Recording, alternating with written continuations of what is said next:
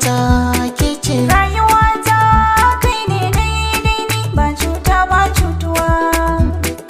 Rayuwata kai ne. Rayuwata ke ce daidai ni ba cuta ba cutuwa.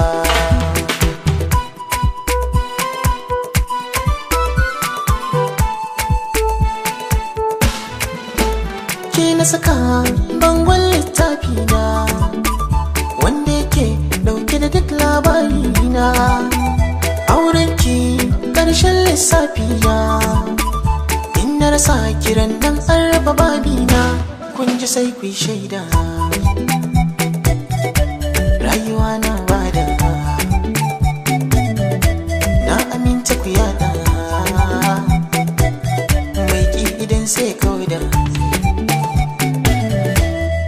Ban ɗauka ba kar in shiga damuwa, in ba kai ba ina fada ruwa. Saka a raina tamkar zanen zabuwa, ba batun ka da shi ko kai yo goguwa.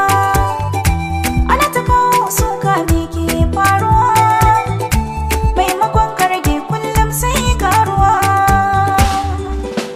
Na samo yarinya kyakkyawa, kun ganta san kowa, ta sami ni jin daɗi.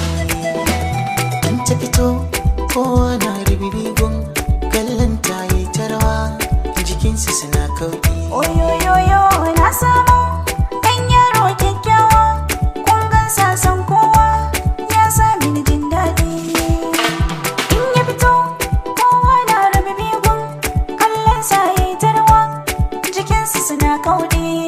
Da turanci in zan kira ki dalin tsarina, da larabci ƙurratu aino sanyi na idona, faransanci mona mur shi ne zaɓina.